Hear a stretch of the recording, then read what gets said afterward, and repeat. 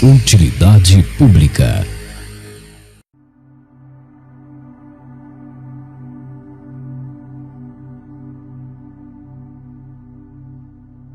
Uma mulher acorda às 6 horas da manhã, segura nas mãos o celular quebrado do filho de 14 anos. Ele se jogou da laje ontem à noite. No mesmo bairro, um pastor em ascensão agradece a Deus por mais 1 milhão de seguidores enquanto transfere dinheiro para o offshore da igreja. E a 3 ruas dali, um menino de 10 anos desenha um foguete com carvão no muro sujo da escola, enquanto o pai cava buraco para enterrar o corpo da irmã baleada. Você pode mudar os nomes, os rostos, as cidades, mas a história é sempre a mesma. Vivemos num mundo onde a esperança custa caro e o desespero é distribuído de graça, onde o mesmo ser humano que escreve sinfonias, constrói pontes e descobre vacinas, também lincha, queima, extermina e esquece. Nós somos os criadores dos céus, mas também somos, com a mesma precisão, os arquitetos dos infernos. E isso não é poesia, é um fato cotidiano. Quantas vezes você já viu alguém sorrir no Instagram com os olhos vazios? Quantas vezes você já aplaudiu alguém que por dentro queria desaparecer? Quantas vezes você já cruzou com uma injustiça e virou o rosto, achando que não era problema seu? Neste vídeo, não vamos falar de teorias bonitas. Vamos arrancar a carne do osso da nossa existência. Este é um ensaio brutal sobre o ser humano. Esse bicho estranho que escreve direitos humanos de manhã e fabrica drones assassinos à tarde. A gente vai conversar sobre a nossa hipocrisia, sobre essa contradição entre o que dizemos querer e o que fazemos com as mãos, com as palavras, com as leis. E não vai ser fácil, porque no fundo, você vai se ver em cada parte disso. A espécie que desenha corações em cadernos escolares é a mesma que fabrica fornos crematórios para extermínio em massa. O mesmo cérebro que canta uma canção de ninar é capaz de planejar um estupro coletivo. A verdade é que a beleza da humanidade sempre sangra pelos cantos. E ninguém limpa o chão depois. Essa contradição não é um acidente, é a essência. A natureza não tem moral. A moral é invenção nossa, um artifício frágil, mutável, manipulado conforme o contexto. E por trás desse verniz de civilização, o que resta é um animal instável, que quer tudo: amor eterno, prazer imediato, glória, paz, mas também controle, vingança e destruição. Somos uma espécie que sonha com o infinito, mas tropeça em vaidades mínimas. Nietzsche, que passou a vida tentando entender o valor real da existência após a morte de Deus, escreveu que o homem é uma corda estendida entre o animal e o além do homem, uma corda sobre o abismo. Ele não usava essa imagem à toa. Para ele, a humanidade é um projeto em conflito, não uma essência divina em queda. Somos uma transição, não um destino. Só que nesse abismo, muita gente cai. Diariamente. Enquanto celebramos Elon Musk lançando foguetes, 9 milhões de pessoas morrem por ano de fome, 1 a cada 3 segundos. A maioria delas, crianças. Essa não é uma falha no sistema. Isso é o sistema. Camus chamou isso de absurdo. A colisão entre o desejo humano por sentido e o silêncio indiferente do mundo. E nesse atrito nasce o que somos. Criaturas que criam significado, mesmo quando sabem que vão morrer. É isso que nos torna humanos, mas também nos enlouquece. Quantas pessoas você conhece que sorriem, mas não dormem? Que produzem como máquinas e choram como crianças no banheiro da empresa? Que dizem tá tudo bem enquanto pensam em pular? A dor é banal, cotidiana. Está no metrô lotado, no scroll infinito, no almoço de domingo onde ninguém se escuta. O humano sangra em silêncio, mas ainda sonha. E isso é o mais cruel de tudo. A nossa capacidade de criar beleza dentro da ruína. De compor sinfonias em Auschwitz. De fazer poesia no lixão. De dar nome ao filho enquanto o mundo colapsa. O sonho nunca morre, mas morre quem sonha. Neurocientistas como Antônio Damasio já mostraram que emoção e razão não são opostos. Elas andam juntas. Decidimos o que é certo ou errado com o coração tanto quanto com o cérebro. Isso explica por que a empatia pode ser seletiva. Por que choramos por um cão atropelado, mas não movemos um dedo por 10.000 mortos num terremoto longe? A proximidade emocional sempre vale mais do que a estatística racional. E isso nos deixa perigosamente vulneráveis à manipulação de governos, de religiões, de ideologias. Mas também revela uma verdade crua. Não somos tão racionais quanto gostamos de acreditar. Somos bichos que sofrem e que fingem que não estão sofrendo. Schopenhauer dizia que a vida é uma oscilação entre o tédio e a dor, que o sofrimento é a substância do mundo e que desejar é sofrer por antecipação. Mas ainda assim, continuamos desejando, continuamos acreditando. Um foguete desenhado com carvão no muro da escola é um grito de fé, um gesto de quem ainda acredita que o céu pode ser alcançado, mesmo quando vive no inferno. A humanidade é essa colisão permanente, um sonho que sangra.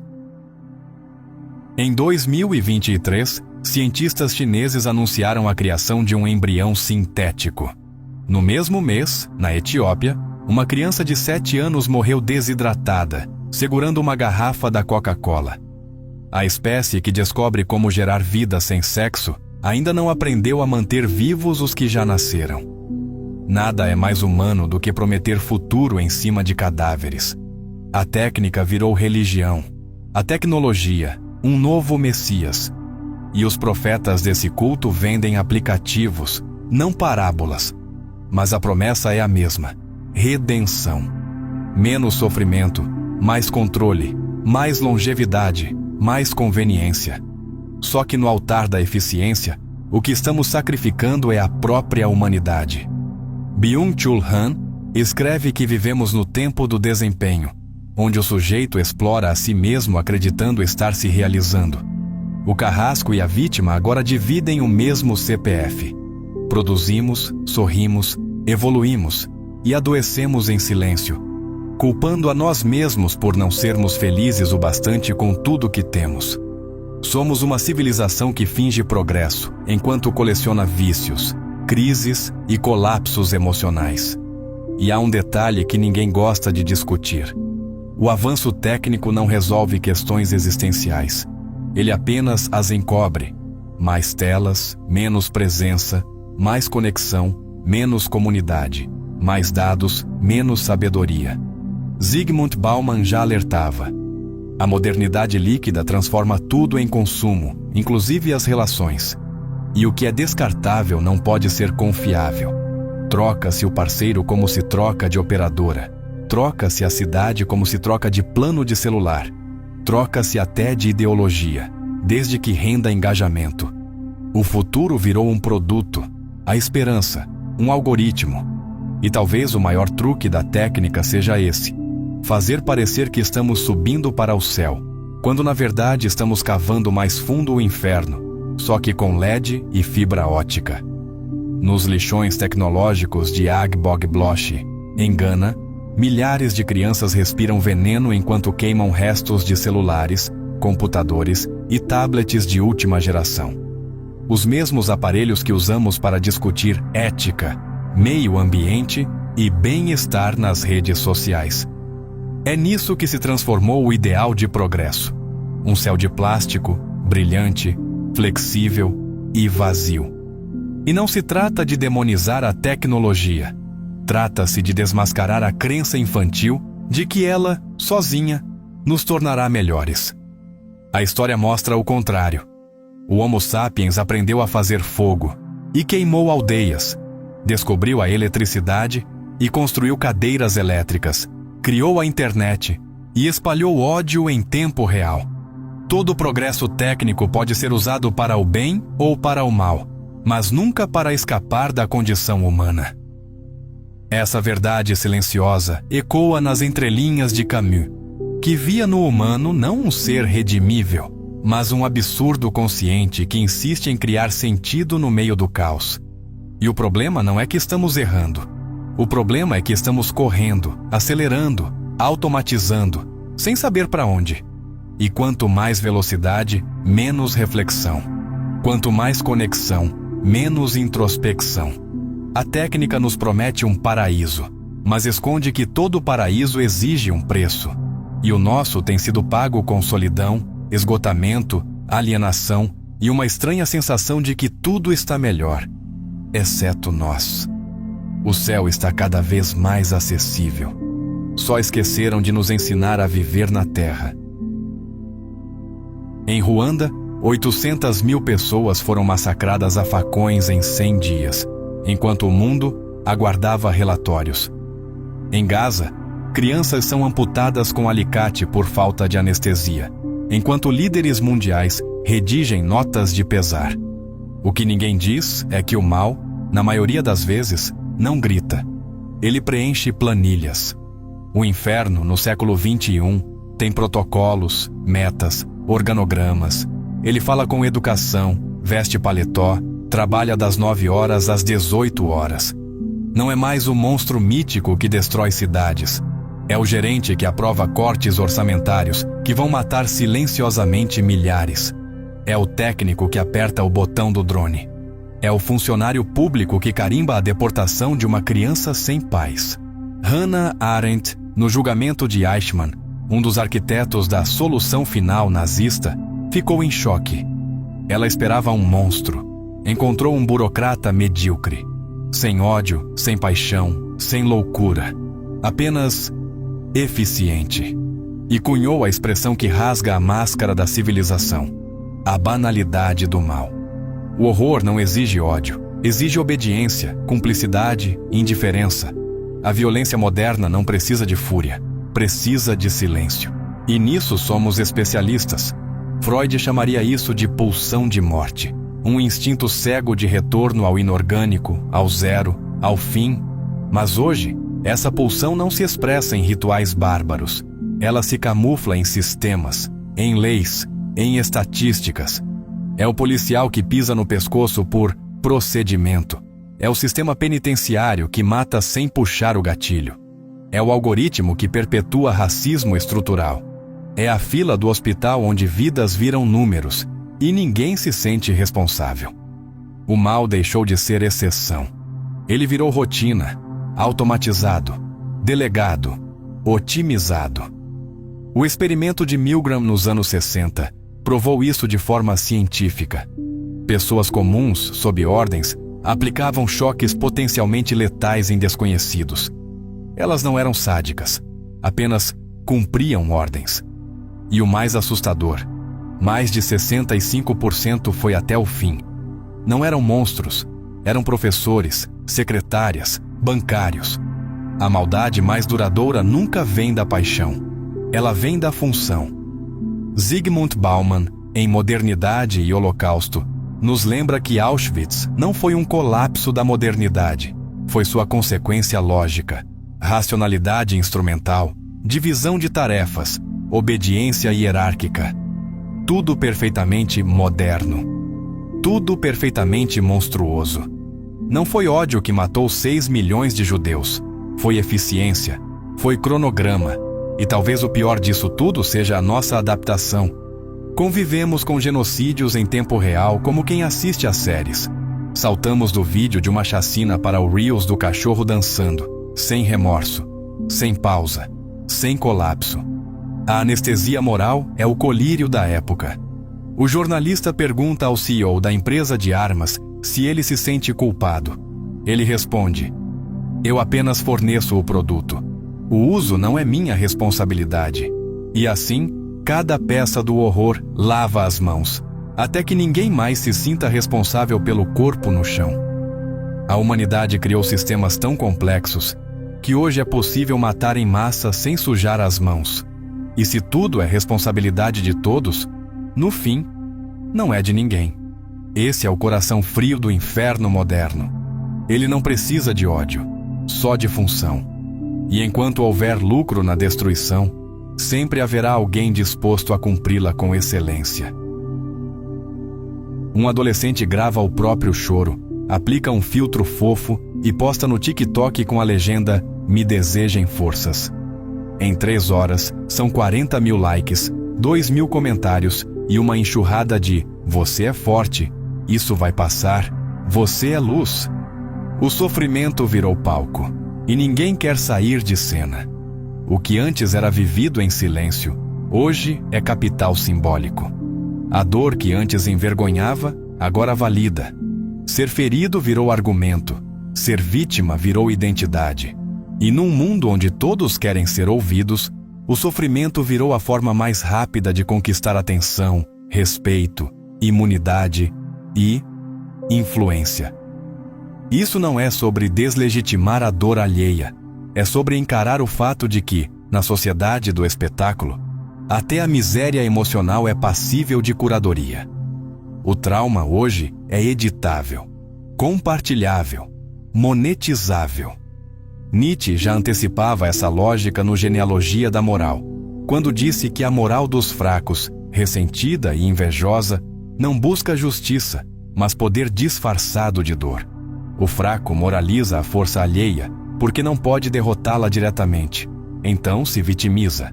Usa sua ferida como chicote. A dor se torna trunfo. O ressentimento torna o ofendido superior ao ofensor. Nietzsche. E quando todo mundo quer ser ofendido, alguma coisa está profundamente errada. Nas redes, isso explode. Pessoas disputam quem sofreu mais. Você não pode falar disso porque nunca passou pelo que eu passei. Você não tem lugar de fala. Você não pode discordar porque sua dor é menor que a minha. O sofrimento vira escudo contra a crítica, contra a reflexão, contra diálogo. E se a dor não é mais para ser superada, mas exibida, então não há cura, porque a ferida virou identidade. Byung-Chul Han, em A Sociedade do Cansaço, alerta que o sujeito contemporâneo internalizou a opressão. Agora ele se autoexplora, se autocobra e, paradoxalmente, se autopromove pelo sofrimento. O sujeito do desempenho se vê como projeto, não como escravo, mas é escravo do próprio projeto. A dor emocional virou métrica de autenticidade. A tristeza virou capital. E o luto, branding. Isso cria uma cultura onde a superação é desinteressante. Ninguém quer ouvir que você venceu a depressão. Querem saber como é estar nela. Querem os detalhes, os remédios, as recaídas. E você, tentando se curar, começa a se perguntar: será que, se eu melhorar, ainda vão me escutar? A cultura do trauma é a prisão dourada do século XXI. Você se sente especial por estar quebrado. E quando a cura bate à porta, você hesita. Porque do lado de fora, ninguém te aplaude. Há algo de profundamente perverso nisso. O sofrimento real não se exibe. Ele paralisa, ele desfigura, ele silencia. A dor real está em silêncio num quarto escuro, não no feed editado com trilha triste e legenda impactante. A ciência comportamental já percebeu isso. O cérebro reage à validação com picos de dopamina. Ou seja, quanto mais likes uma pessoa recebe ao falar da própria dor, mais ela associa sofrimento à recompensa, e o ciclo fecha. Isso não é empatia, é vício emocional. E nesse ciclo, uma pergunta crucial desaparece. Quem somos quando ninguém está vendo? Quando o sofrimento deixa de ser performance, o que sobra? Quem somos longe do palco? Essa é a pergunta que deveria nos assombrar, mas não assombra, porque o barulho do aplauso é alto demais. O ser humano é a única espécie que cava a própria cova com máquina, lucra com a venda dos túmulos e ainda faz um documentário bonito sobre a destruição que causou. Nenhum animal devasta seu próprio habitat por vaidade. Nenhuma planta destrói suas raízes por orgulho. Só a gente. A terra não está morrendo, está sendo assassinada. E os assassinos se reúnem em conferências para debater sustentabilidade. O abismo não está lá fora. Está no centro do que chamamos civilização. Somos uma espécie que sabe o que está fazendo, e mesmo assim continua. O homem civilizado é biologicamente um fracasso. Essa frase de Arthur Koestler, tão incômoda quanto certeira, resume a tragédia de sermos inteligentes demais para ignorar as consequências e covardes demais para enfrentá-las. Temos conhecimento, temos dados, temos alternativas, mas preferimos manter o conforto imediato e terceirizar a culpa para o futuro. Só que o futuro chegou e não quer conversa. O ar é tóxico em cidades inteiras. Rios são esgoto químico. O clima perdeu o equilíbrio e as grandes potências disputam narrativas enquanto continentes queimam. O que era distopia virou paisagem. E nesse contexto, surge um paradoxo grotesco. O mesmo humano que teme a morte age como se fosse imortal. Como se sempre houvesse tempo, chance, milagre, desculpa. Como se pudéssemos negociar com a física, com a escassez, com o colapso. Schopenhauer dizia que o mundo é vontade cega, um impulso irracional e incessante que nos move para a frente sem saber para onde. Para ele, o sofrimento é a regra e não o erro. A vida, uma cadeia de desejos não satisfeitos, interrompida apenas pela dor. E quando se olha para o estado atual do mundo, parece que ele tinha razão. Estamos cercados por narrativas de esperança fabricadas, embalagens verdes em produtos destrutivos, promessas tecnológicas milagrosas que só adiam o inevitável. Mas o que nos falta não é esperança, é vergonha. Vergonha do que fizemos, do que aceitamos, do que legitimamos. Não há cura para o que nos tornamos sem antes passar por um colapso da autoimagem. Essa verdade que ninguém quer encarar é o primeiro passo para qualquer futuro digno. Porque enquanto continuarmos vendendo promessas de salvação sustentável, sem reformular o desejo humano, estamos apenas adiando a queda. E talvez já tenhamos caído. Camus, no fim de O Mito de Sísifo, diz que o homem absurdo é aquele que continua a empurrar a pedra, mesmo sabendo que ela vai cair. Mas há dignidade nisso, em não fugir, em encarar o absurdo, em não se iludir. Hoje, essa coragem está em falta. Nos vendem otimismo como anestesia, mas talvez o que precisemos seja exatamente o oposto. Consciência sem anestesia. A lucidez dói, mas cura. Porque a salvação, se vier, não será coletiva, será interior e silenciosa. O inferno não é mais um lugar, é um modo de existir. Talvez o futuro não nasça porque ainda estamos agarrados ao delírio do passado. E o abismo não é onde caímos, é onde escolhemos permanecer, achando que ainda dá tempo de sair andando. Com isso, o ciclo se fecha. E se abre ao mesmo tempo o único tipo de pergunta que vale a pena. Que parte desse inferno foi feita com as nossas próprias mãos? Você chegou até aqui. Você ouviu, refletiu, sentiu. E isso já te coloca à margem da anestesia coletiva. Só de estar aqui, de dar ao pensamento esse tempo que o mundo quer roubar de você, você já está ajudando a manter esse espaço vivo. E isso vale mais do que você imagina. Mas se esse conteúdo tocou você de verdade, se ele mexeu em algo que você não sabia que estava guardado, então considere apoiar de forma mais direta. Aqui no canal, temos a função de membro. E ela não é só um botão. É uma forma de dizer, isso importa. Eu quero que isso continue. Quem se torna membro ganha conteúdos extras, bastidores do processo criativo, conversas mais íntimas e prioridade em futuras interações. Mas acima de tudo, passa a fazer parte da engrenagem que mantém esse projeto de pé, com liberdade, profundidade e coragem para dizer o que precisa ser dito, sem rótulo, sem medo.